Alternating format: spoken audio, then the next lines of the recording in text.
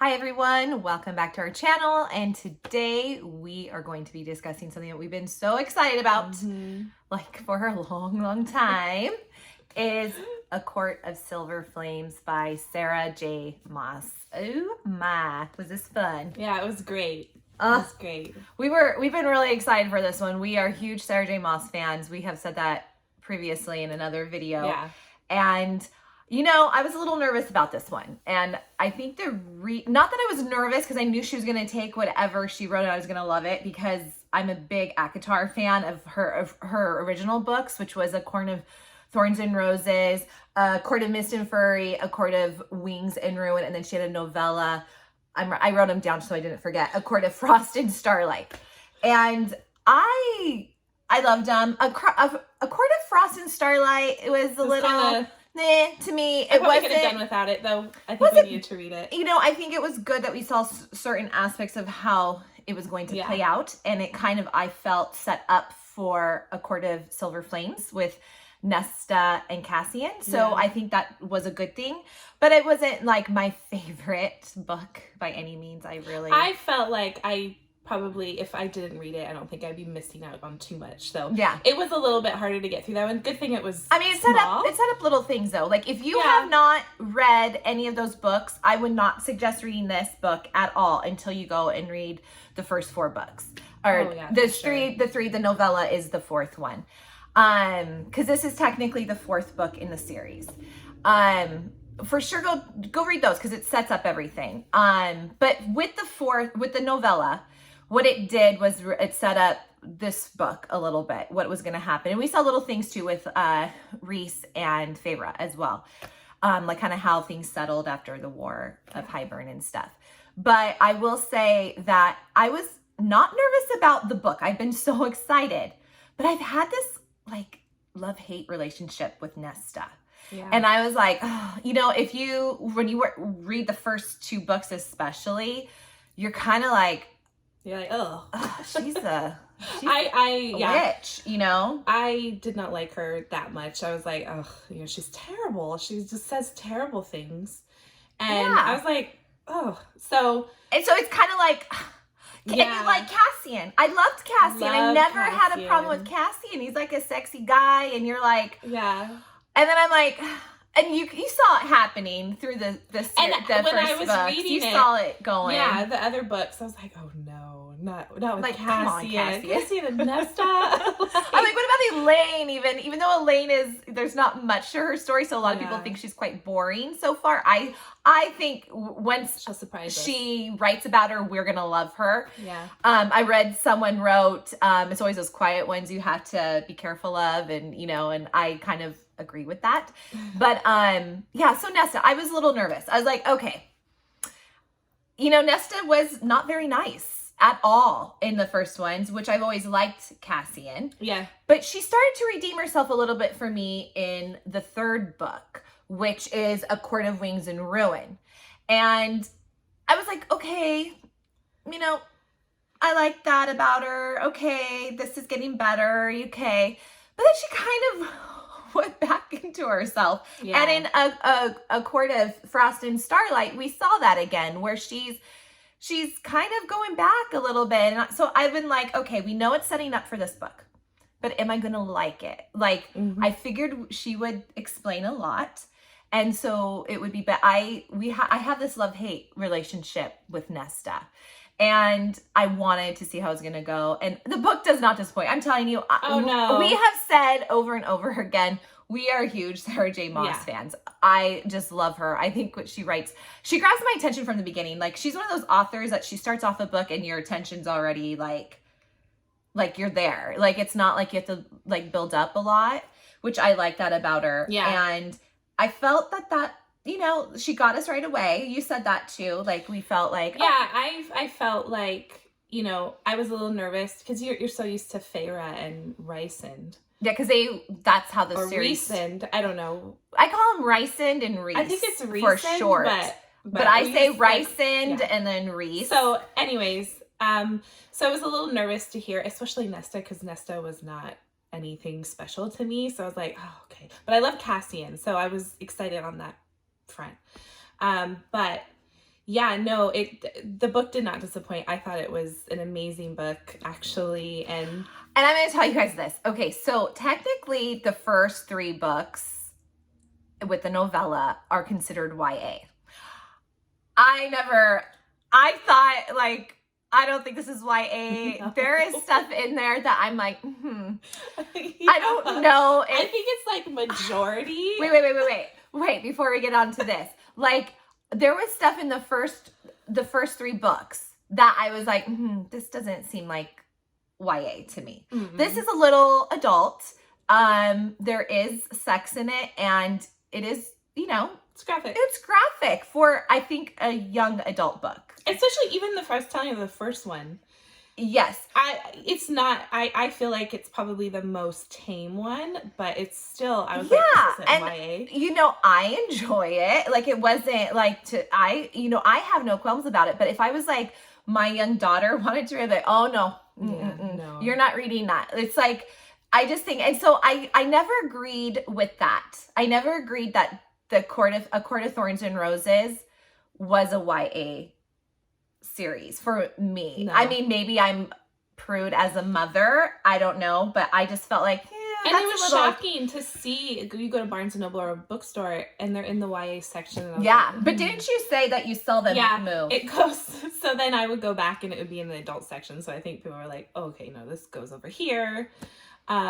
So for sure, it's an adult fantasy. But this is not that. I think this is considered an adult book. I looked it up because I was like, okay, I want to make sure, is this still considered a YA or is this considered an adult? And it did say, when I looked it up, I Googled it, and it said the first series was considered YA, and it said this is not that. So I'm assuming that means this is an adult book. And I'm telling you, if I thought the other was graphic, this is like, whoa. And I think it's the personalities of the characters you're reading about. So I think Sarah J. Maas writes on what she thinks they would be, and I feel like I don't mind it. I'm not gonna lie. I was okay with it. I enjoyed it. I thought it was really good. But the parents, if you do have a question, don't let your kids, unless I'm just a big prude, I don't know. No. Do not let your young children read this. I don't think it's appropriate for them myself. Everyone is different with their opinions, though. Like, there's some people that might not agree with that with me, but I definitely would not be letting my young daughter read that in high school or, that would be like, oh, you're reading that? I know. Well, and thank God, like, because if I was, as a parent, if I'm seeing like YA, I'm thinking this is okay for young adults and stuff. So I'm glad I kind of read these because I'm like, oh, I don't know about this. Yeah. But yes, so guys, we enjoyed it. It gets steamy, and there's a lot of sexual tension, which I love. And 2, you are learning about new characters, but you do get your Ricin and Farah.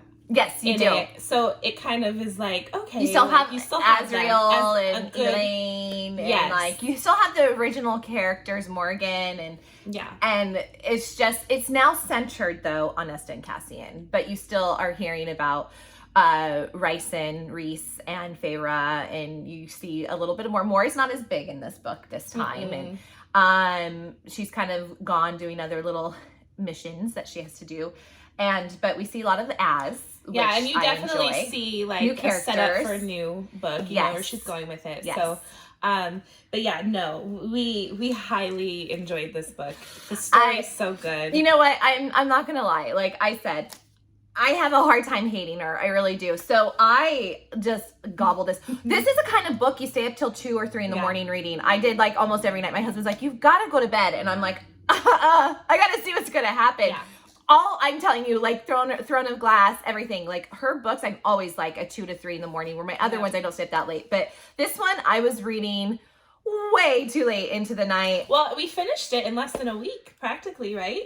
I mean, it wasn't even a week.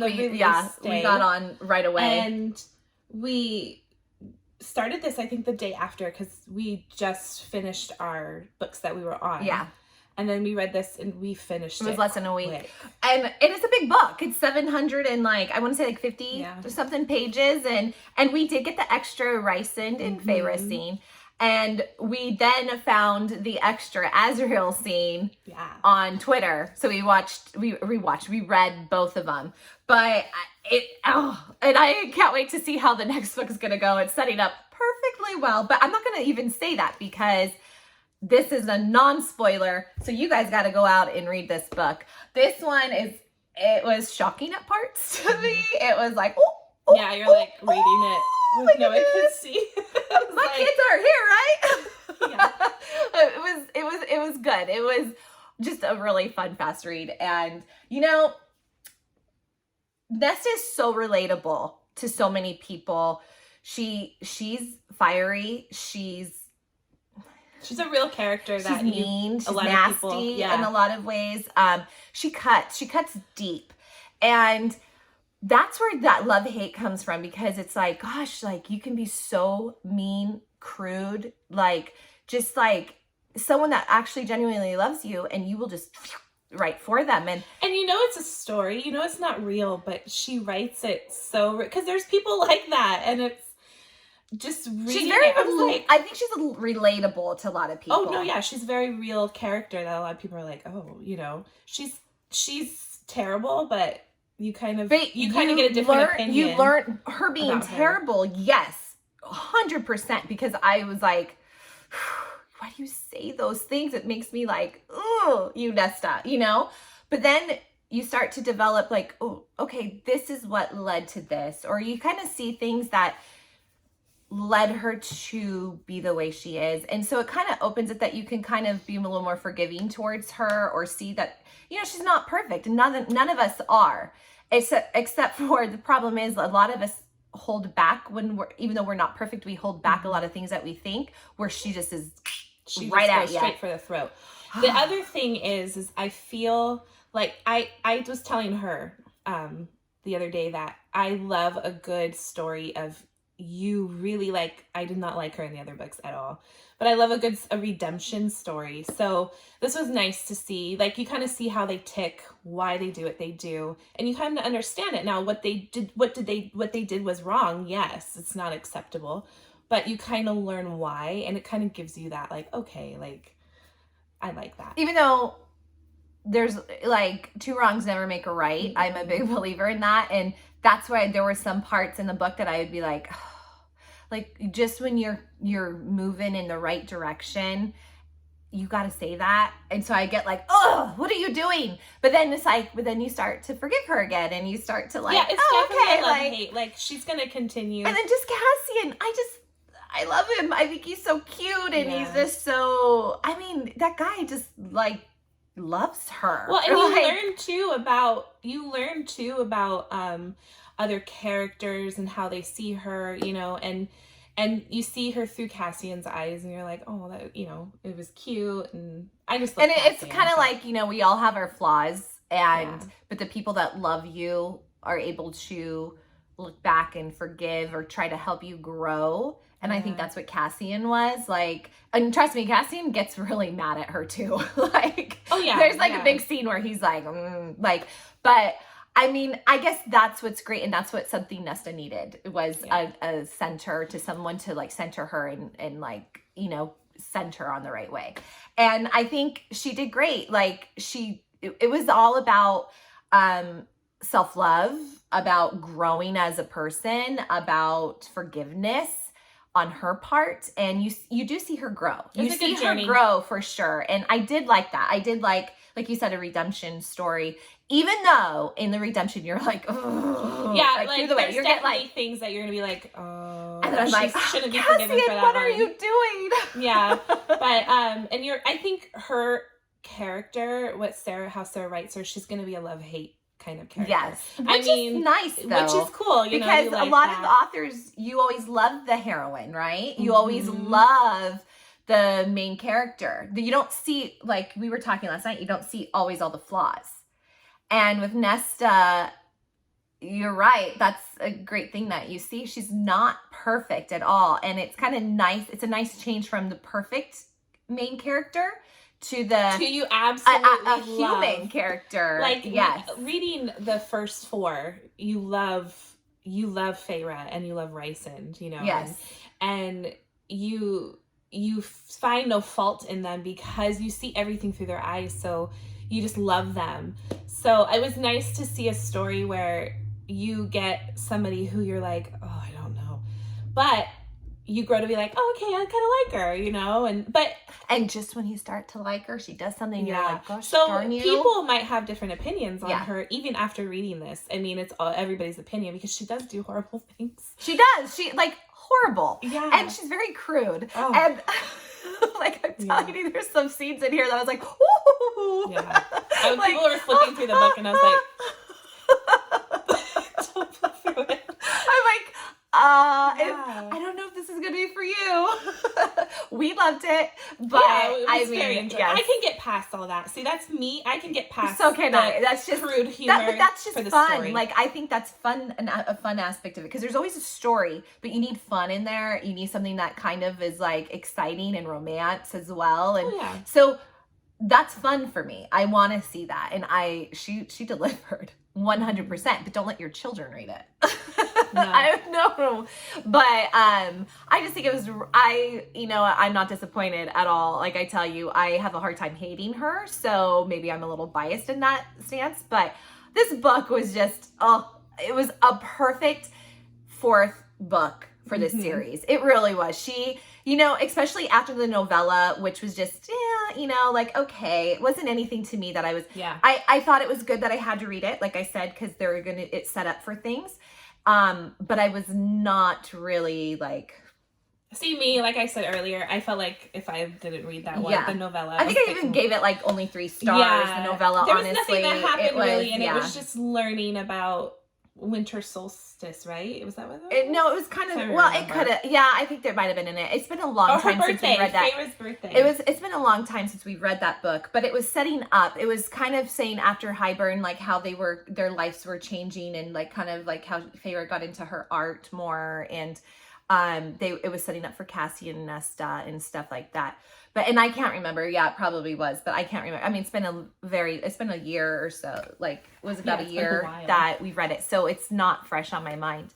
But I do remember it wasn't anything that I felt like was like, oh, this is a fantastic book, like the other 3. Well, it is a novella too. I don't think she means and I think it was just to give us more insight on where things were going, and honestly. I think to give people like a little taste of, okay, here you go. I know it's been a long time. Here you go. You know? So this book fit right back into the others. Which one? I think that was, I want to say about a year ago.